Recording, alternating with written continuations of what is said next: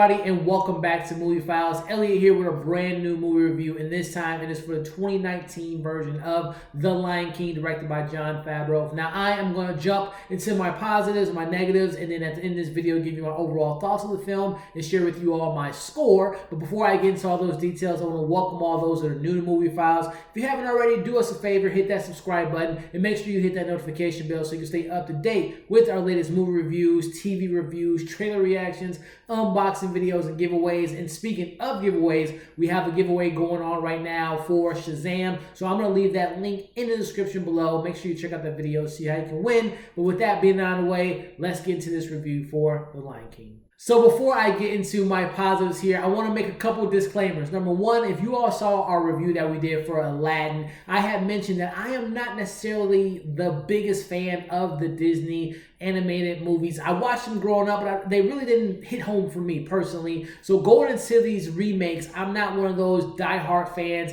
live and die by the animated films. I'm going into these films more as a casual fan. So I'm going to say that first and foremost, that Lion King isn't one of my favorite animated films. So I went into this very casually speaking. And then secondly, I'm going to try my best not to rinse, wash, repeat as far as what everyone else has said of these reviews so far. I'm going to say it up front. Yes, this is a shot-for-shot remake. And for me, is as advertised. The trailers, everything that they said about this film was what we got for this film. So jumping into that, as far as this movie, Jon Favreau is the director, who I'm a big fan of this of his filmography. I thought that he did a great job of bringing this to another medium. This is not live action. This is a animated film, but just on a different scale. This is VFX and CGI to the next level. Everything in this movie was created visually from a CGI perspective, and I thought it looked absolutely beautiful. The cinematography, the way the use of camera, the shots that Jon and the crew selected were just done beautifully. And also to the credit of Jon Favreau, again, he stuck with the story. Again, he never said that this was going to be a new story. It wasn't going to take place on the streets of New York, or we're going to see from Scar's going to be the hero in this film. No, this was what I expected. I thought that he did a good job of directing that. And also, speaking of good jobs, not only behind the camera, but in front of the camera, and also in particular using their voices, I thought the voice casting was spot on in this film, from some of my favorite performers in Hollywood. And also on a musical standpoint, I'm a big fan of Beyoncé and her work. Childish Gambino, been a big fan since Freaks and Geeks, have all his albums. I love just watching his career grow and grow and grow, and I thought that their chemistry was great. I thought that, Seth Rogen and Billy Eichner, their performances were phenomenal. Once they hit the screen, I really thought that's when the film kind of picked up some joyfulness, some fun, some really good jokes. I'm not saying prior to the film it was slow or not funny, but I definitely felt like the first half was a little bit more serious, a little bit more somber. But once they Boom and Simone entered the frame, I thought that the film really kind of picked up its life and picked up its juice. I thought they were great, and really on and on, from the cast, from Scar, from Mufasa, to everyone involved in this film. I thought the voice acting from the younger versions of Simba and Nala, I thought that everyone did a great job from the voice acting standpoint. As far as other positives, I thought the score from Hans Zimmer and Farrell were great. Again, I can't stress enough the actual the singing talent in this movie is so great. Some of them aren't necessarily, Seth Rogen isn't a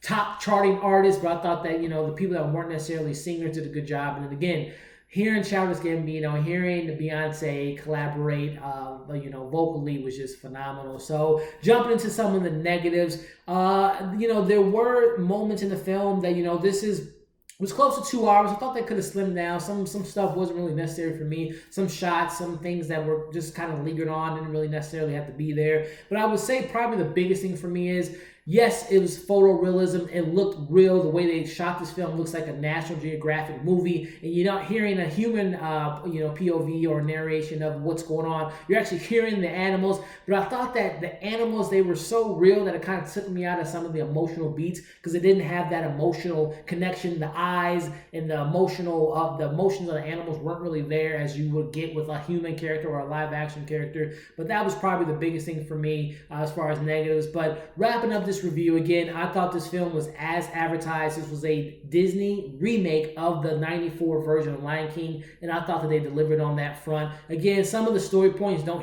resonate with me personally. That's why I'm not the biggest world fan of the Lion King, but I thought that the points that were, that were highlighted in the positive things that they brought up to the stories and the themes and some of the stuff that they brought to the script, I thought they did a good job in that.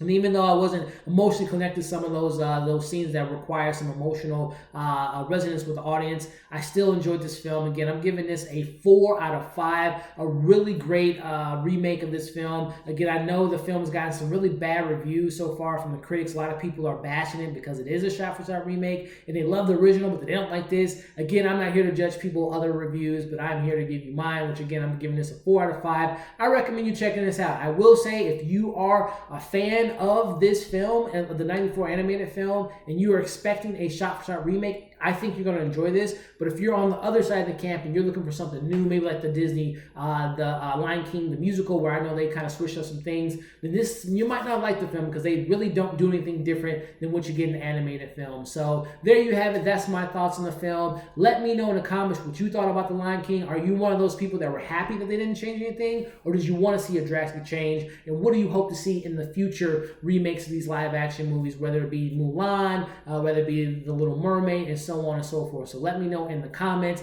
Again, thank you for watching this video. Like and share and comment below. Once again, subscribe to our channel. Hit that notification bell. Stay up to date with our content. Follow us on all of our social media accounts. Keep an eye out for some more videos coming pretty soon. And we'll see you on the next video.